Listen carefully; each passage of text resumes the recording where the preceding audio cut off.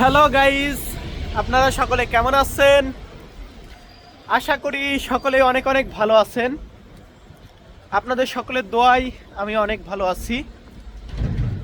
তো আজকের ভিডিওটা যে বিষয়ে বানাতে যাচ্ছি, আপনারা সকলে আমাকে কমেন্ট করেছেন যে ভাই আপনার ভিসা হতে কতদিন লেগেছে। ভাই আমি একটা ভিডিওতে যদিও বলেছি, তারপরে অনেকে বলতেছেন ভাই আপনার সাথে কিভাবে যোগাযোগ করব, এম্বাসিতে কি কি প্রশ্ন করে। তো যাই হোক, আজকে ধরুন এম্বাসির বিষয় বা কতদিন সময় লাগে এই বিষয়ে ভিডিওটা মেক করব। তো ফার্স্টেই বলে রাখি, এম্বাসি ফেস করার জন্য কিন্তু আপনাকে একটা ওয়ার্ক পারমিট ম্যানেজ করতে হবে। এটা মূলত আমরা বিভিন্ন এজেন্সির সাথে কন্ট্যাক্ট করে থাকি। এজেন্সি ওয়ার্ক পারমিট ম্যানেজ করে দেয়, তারপরে ওরাই হচ্ছে এম্বাসি ডেট নিয়ে দেয়। তো এম্বাসি ডেট নিলেন, এম্বাসিতে ধরুন আপনার ওয়ার্ক পারমিট জমা দিলেন। কি হইলো? বরফ পড়তেছে উপর থেকে। তো যাই হোক, এম্বাসিতে জমা দিলেন। এখন এম্বাসিতে কি কি প্রশ্ন করে এটা নিয়ে আপনারা অনেকেই, মানে যারা ওয়ার্ক পারমিট পেয়েছেন বা পাওয়ার আশাতে আছেন, তারা অনেকেই আমাকে প্রশ্ন করেন ভাই কি কি ধরনের প্রশ্ন করে সেটা নিয়ে একটু ভিডিও করেন। দেখুন, এম্বাসিতে ভাই টেনশনের কিছু নেই। এম্বাসিতে যদি প্রশ্ন করে সেটা আপনার বিষয়ে, আপনার কোম্পানির বিষয়ে, এছাড়া দ্বিতীয়ত বাইরের কোনো বিষয় আপনাকে প্রশ্ন করা হবে না। কারণ আমি নিজে দিয়েছি, প্লাস ওইখানে যে আরও 10 জন ছিল তাদের সাথে আমি কথা বলে দেখেছি কি কি প্রশ্ন করে। আমাদের যে এজেন্সি আছে, এজেন্সির সাথে আমি কথা বলে দেখেছি, যত ক্লায়েন্ট আছে তাদের একই প্রশ্ন করে ভাই। একই প্রশ্ন বলতে কিছু প্রশ্ন আছে এর ভিতর দিয়ে আপনাকে করবে, হয় দুইটা বেশি করতে পারে, দুইটা কম করতে পারে। এখন মূল পয়েন্টে আসে যা কি কি প্রশ্ন করে। দেখুন, প্রথম দিনে যেটা আপনারা ফেস করবেন, বনানীতে বর্তমান সময়ে এম্বাসি কনসুলেট টিম যেটা, ওইখানে আপনার ফাইল জমা নিবে। জাস্ট ওইখানে আপনাকে প্রথম দিনে জিজ্ঞাসা করবে যে আপনার কোন ভিসাতে যাচ্ছেন হাঙ্গেরি। আপনি বলবেন যে আমি ওয়ার্ক পারমিট ভিসাতে যাচ্ছি, মানে কাজের ভিসাতে আমরা যাচ্ছি। ওকে, ঠিক আছে। ওইখান থেকে আপনার ছবি তুলবে, আপনার ফাইলটা জমা নিবে, আপনার সিগনেচার নিবে, কমপ্লিট ফার্স্ট ডে। আপনাকে রিসিট দিয়ে দিবে। হতে পারে সেটা পরের দিনেও গুলশান দুয়ে যেটা ওটা হতে পারে পরের দিনেও আপনাকে ফেস করতে হবে, 2 দিন পরে, 3 দিন পরে, এমনটাও ডেট দিয়ে দেবে ওরা যে এই দিনে 11টায় আপনি ওইখানে থাকবেন। যাক, ভালো কথা থাকলেন। এরপর আপনাকে ভিতরে নিবে। ভিতরে নেওয়ার জন্য তারা ভিতর থেকে জিজ্ঞাসা করবে কোন কোম্পানি, আপনার নামটা কি। আমি আমারটা যেমন বললাম, তন্ময় ট্যাক্সভাল কেএফটি। ট্যাক্সভাল কেএফটি হচ্ছে আমাদের কোম্পানির নাম। তারপরে ভিতরে গেলাম। ভেতরে ঢোকার পরে বসলাম। ওইখানে বসার পরে আমার যে ফাইলটা আগের দিনে যে জমা দিয়েছিলাম, বনানীতে যেটা জমা দিয়েছিলাম, ওটা কিন্তু ওদের কাছে আছে, গুলশানে ওদের কাছে আছে। তোরা ওই ফাইলটা নিয়ে বের করলো। আমাকে জিজ্ঞাসা করলো ইওর পাসপোর্ট নাম্বার। আমি আমার পাসপোর্ট নাম্বার বললাম। আপনারাও আপনাদের সকলের পাসপোর্ট নাম্বারটা অবশ্যই মুখস্থ করে রাখবেন। পাসপোর্ট নাম্বারটা মুখস্থ করা কিন্তু খুব একটা জটিল কাজ না। আর এইটা তো ভাই, এটা কমন প্রশ্ন যে তোমার পাসপোর্ট নাম্বার কি, এটা তো করতেই পারে বা করবেই, এর কোনো মিস নেই। পাসপোর্ট নাম্বারটা আপনি বললেন।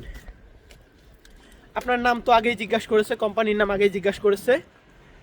এরপরে আপনার বাবার নাম জিজ্ঞাসা করবে, what is your father name. এখন আপনার বাবার নাম, আপনার মায়ের নাম বা আপনার ডিস্ট্রিক্ট কোনটা, এটার বিষয়ে তো আপনাকে প্রশ্ন করবে যে আপনার ডিস্ট্রিক্ট, আপনার বাবার নাম, মার নাম, গ্রামের নাম, এগুলা তো জিজ্ঞাসা করবে কমন। আর এগুলা তো কঠিন কিছু না ভাই, এটা কোনো প্রশ্নের ভিতরে আসে না আমি যতদূর মনে করি। এটা ভাই যে বাচ্চা সেও জানে, আর এটা দিতে আপনার কোনো অসুবিধা হবে না। এরপরে হচ্ছে আপনাকে প্রশ্ন করবে আপনার শিক্ষাগত যোগ্যতা কতটুকু। এখন আপনি বলতে পারেন যে শিক্ষাগত যোগ্যতা আপনি যে এসএসসি পাস বা কি পাস আপনি সেটা বলবেন। যেটা বলার পর ধরুন আপনার আরেকটা, যে আপনি যে হাঙ্গেরিতে যাবেন, আপনার কি কোনো লোকজন আছে নাকি হাঙ্গেরিতে, আপনার বন্ধু বান্ধব বা অন্য কেউ, ইউরোপের অন্য দেশে আছে কিনা এগুলা জিজ্ঞাসা করতে পারে। কারণ ওরা দেখে যে আপনি কি হাঙ্গেরিতে এসে অন্য কোনো দেশে চলে যান, যদিও থাকে আমি আপনাদেরকে সাজেস্ট করব বলবেন না আমার কেউ নেই, এটা বলে দিবেন। এরপরে হচ্ছে আপনাকে জিজ্ঞাসা করবে আপনার কাজ কি, আপনার কাজ কি, মানে আপনি যে হাঙ্গেরিতে আসবেন আপনি এখানে এসে কি কাজ করবেন এটা তো জিজ্ঞাসা করবে। ভাই এটা যদি না জানেন তাইলে কেমনে কেমনে আসবেন, আপনি যে হাঙ্গেরিতে আসবেন কেমনে আসবেন এটা জানতে হবে। আমি যেমন ছিলাম আমাদের ওইখানে দেওয়া ছিল কোম্পানি, মানে ড্রেস কোম্পানি লোড আনলোডের কাজ আমাদের দেওয়া ছিল। আমি বললাম যে কোম্পানির ম্যাটেরিয়াল লোড আনলোড, তারপরে বললো ওকে ঠিক আছে।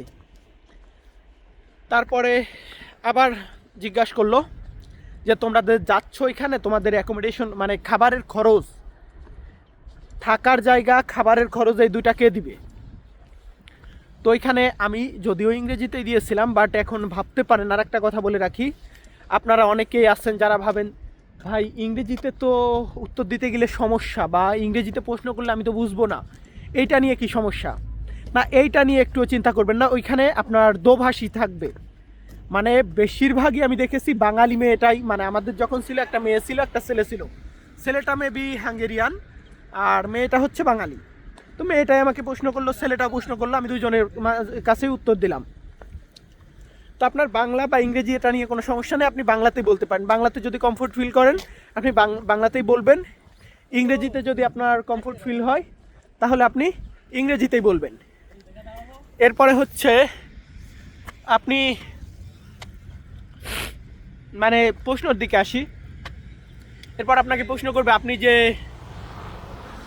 হাঙ্গেরিতে যাচ্ছেন ওয়ার্ক পারমিটটা কে ম্যানেজ করে দিল, কোনো এজেন্সির মাধ্যমে কিনা এটাও জিজ্ঞাসা করে।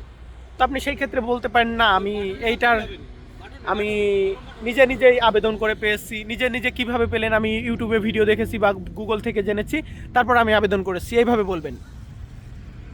এরপরে হচ্ছে আপনাকে আরেকটা প্রশ্ন করবে যে এত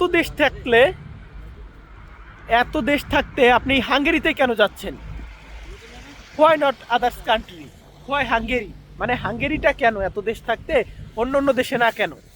তখন আপনি বলতে পারেন হাঙ্গেরি সম্পর্কে ভালো কিছু বললেন, যে হাঙ্গেরি গুড কান্ট্রি, হাঙ্গেরি এমন গেলে পরেই ধরুন আপনার টিআর কার্ড দিয়ে দেয়, মানে টিআরসি রেসিডেন্ট কার্ড, যেটা যাওয়ার সাথে সাথেই দিয়ে দেয়।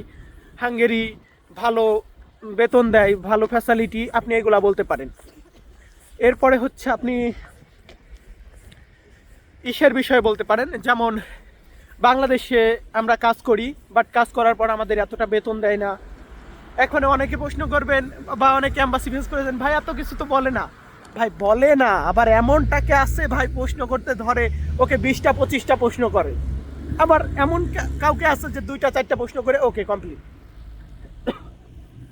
আর একটা কথা বলি, এইগুলাই ভাই প্রশ্ন, এগুলা স্যার হ্যাঁ আরেকটি প্রশ্ন আছে, আরেকটা প্রশ্ন আমাকে করেছিল, যেমন তুমি যে যাচ্ছ হাঙ্গেরি, আমার মানে তোমার যে যাওয়ার যে খরচটা, এই খরচটা কে দিবে। তো আমি ওকে বললাম, আমরা যদিও সার্টিফিকেটে হচ্ছে 3 বছরের অভিজ্ঞতা দেখিয়েছিলাম, 3 বছরের একটা ওয়ার্ক সার্টিফিকেট দিয়েছিলাম। তো এখানে বললাম এই দেখুন আমি তো 3 বছর কাজ করেছি, তো এখানে আমার যে স্যালারিটা পেয়েছি এটা এক জায়গায় করেছি, ব্যাংক স্টেটমেন্ট দিয়েছিলাম 4 লাখ টাকা 4.5 লাখ টাকার মতো। তো বললাম যে দেখুন আমার ব্যাংকে টাকা আছে, এটা আমি দিব। বললো যে তোমার এয়ার টিকিট কি তুমি প্রোভাইড করবে, আমি বললাম হ্যাঁ আমি প্রোভাইড করবো, আমি টাকা দিব, সমস্যা নেই, দেখুন আমার ব্যাংক স্টেটমেন্ট দেখুন এখানে অনেক টাকা আছে। তোরা বললো ওকে ঠিক আছে। তারপর আবার আমাকে দ্বিতীয়বার রিপিট করে বলেছিল যে এই বরফ দেয় কে ভাই, ঠান্ডা। দ্বিতীয়বার আমাকে বলেছিল যে তোমার কাজটা কি, মানে আবারও আমাকে রিপিট করেছিল যে আমি কি নার্ভাস ফিল হয়ে এটা ভুলে গেছি কিনা এটা দেখার জন্য। আর এই সম্পূর্ণ যে ইন্টারভিউটা হয় এটা কিন্তু একটা ভিডিও হয়, অ্যান্ড ইন্টারভিউ ভাই যেমনই হোক, তারপরেও আর একটা কথা বলতে চাই, ভিসা হওয়ার পিছনে 100% ভূমিকা রাখে হচ্ছে আপনার ওয়ার্ক পারমিট। আপনার ওয়ার্ক পারমিট আপনার কোম্পানি যদি অথেন্টিক হয় তাহলে আপনার ভিসা হওয়ার সম্ভাবনা 100%। কারণ আপনার ওয়ার্ক পারমিট বা আপনার কোম্পানি কিন্তু মূলত ভিসার প্রসেসটা করে থাকে। ভাই ভিসা দেবে গভর্নমেন্ট, ঠিক আছে, এম্বাসি ঠিক আছে, সব ঠিক আছে, বাট একটা জিনিস বুঝুন, এই যে এম্বাসি ওরা কিসের জন্য আছে? ওরা আছেই তো ভাই ভিসার কাজ করার জন্য। ওরা ভিসা দেওয়ার জন্য রেডি। ওরা কেন ভিসা দেবে না? আপনার ডকুমেন্টস ঠিক থাকে, আপনার কোম্পানি ঠিক থাকে, তাহলে আপনাকে 100% দিবে। অ্যান্ড তারপরেও অনেক সময় ডকুমেন্টস কোম্পানি ঠিক থাকার পরেও দেখা যায় আপনার উপরেও অনেকটা ডিপেন্ড করে, আপনার ডকুমেন্টসের উপরে ডিপেন্ড করে। অনেক সময় দেখা যায় ইম্পর্টেন্ট কিছু ডকুমেন্ট মিস্টেক হয়ে যায়, এর জন্য অনেক সময় ভিসাটা ক্যান্সেল করে দেয়। তো যাই হোক, সকলে ভালো থাকবেন, সুস্থ থাকবেন। আজকের ভিডিওটা এখানেই শেষ করতেছি। জানি না কি বিষয়ে আবার পরবর্তী ভিডিও বানাবো। তো যাই হোক, কোনো একটা বিষয় নিয়ে তো আবারও বানাবো। অবশ্যই আমাদের চ্যানেলটি সাবস্ক্রাইব করে রাখবেন যাতে করে পরবর্তী ভিডিওগুলো পেয়ে যান। ধন্যবাদ।